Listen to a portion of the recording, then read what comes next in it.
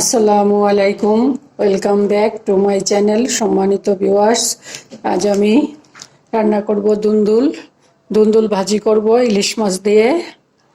দুন্দুলটা আমি প্রথমে একটা হাঁড়িতে পানি দিয়ে একটু লবণ আর একটু হলুদ দিয়ে পানিটার মধ্যে দিয়ে দিচ্ছি, দিয়ে একটু কষটা বের করে নিয়ে আসছি। একটু তিতা লাগে দুন্দুল, সেজন্যে একটা বলক আসার পরে পানিটা ফেলে দিলে তারপরে আর তিতা লাগে না। চলুন তাহলে আমরা কিচেনে যাই। একদম সাধারণ রান্না। আমি আগে পানি বসিয়ে রাখছিলাম প্যানের মধ্যে। এখন দিব একটু হলুদ। হলুদটা দিলে আর কালো হবে না, কালারটা সুন্দর থাকবে। দিব একটু লবণ। এখন আমি দুন্দুলটা দিয়ে দিব। হলুদ আর লবণ দিয়ে দিলাম, আধা চা চামচ হলুদ আর 1 চামচ লবণ দিয়ে দিলাম। দুলটা বলক আসলেই নামিয়ে ফেলবো। তো এবার দিলে দুন্দুলটা খেতে মজা লাগে, তিতা লাগে না। আমার এটা বলক এসে গেছে, আমি এখন নামিয়ে ছেঁকে নিব।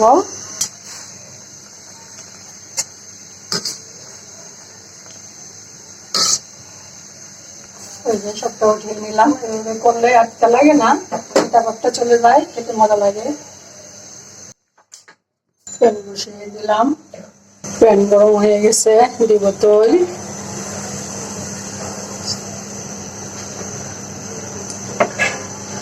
তেলটা একটু গড়িয়ে দিব, একটু লবণ দিব যাতে মাছটা সুন্দর মতো উঠে আসে। তেল গরম হয়ে গেছে, আমি মাছটা দিয়ে দিব।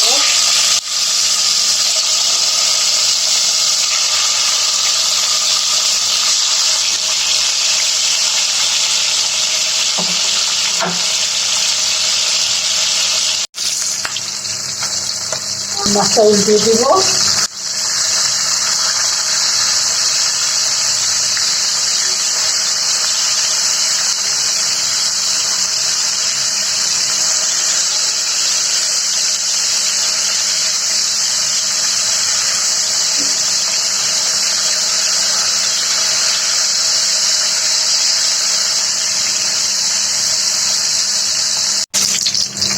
মাছটা উঠিয়ে নিব।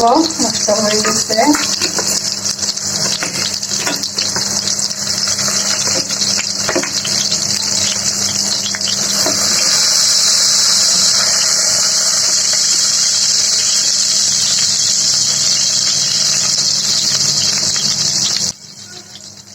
মাছটা উঠিয়ে নিলাম। আমি এখানে এত তেল দিই নাই, মাছটার থেকে অনেকটা তেল উঠে আসছে, অনেকটা তেল উঠে আসছে। এই তেলটার মধ্যেই রান্নাটা করবো। পেঁয়াজ কুচি, এখানে বেশ খানিকটা পেঁয়াজ ব্যবহার করলাম, ভাজি হবে সেজন্য। পেঁয়াজটা একটু ভেজে নেব। পেঁয়াজটা ভাজা হয়ে গেছে, দেবো একটু হলুদ, একটু ধনিয়ার গুঁড়া, 1 চিমটি জিরার গুঁড়া, সামান্য একটু মরিচের গুঁড়া, দেবো একটু লবণ। মশলাটা একটু তেলের মধ্যে ভেজে নিব।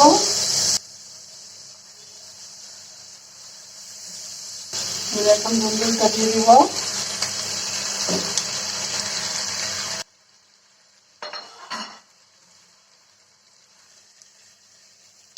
দুন্দুলটা মশলার সাথে ভালো করে মিশিয়ে নিব।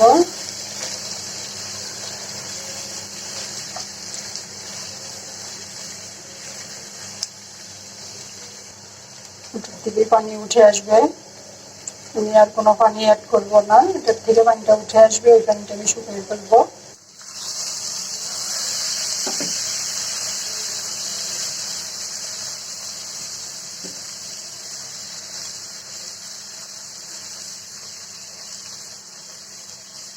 ইলিশ মাছের তেল দিয়ে এই ভাজি করলে এত মজা লাগে, অসম্ভব ভালো লাগে এটা খেতে। আপনারা করে খেয়ে দেখতে পারেন।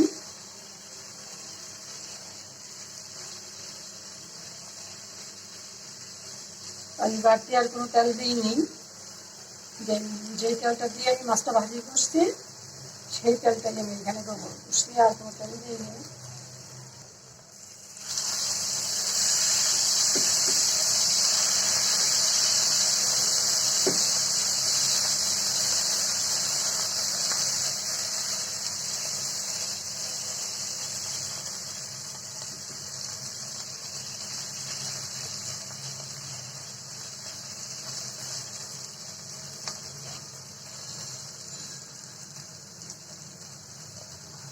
আমি এখানে একদম 1 চিমটি মরিচের গুঁড়া ব্যবহার করছি। এই ভাজিটা খেতে মিষ্টি মিষ্টি লাগে।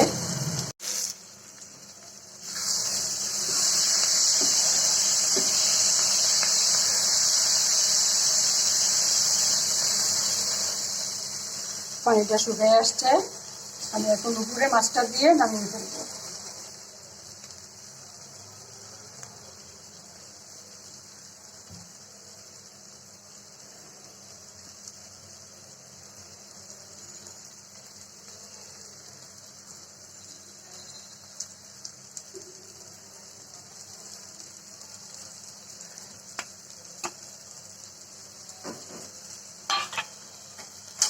চুলা অফ করে দিলাম, নামিয়ে নিয়ে যাবো। আমার এটা হয়ে গেছে।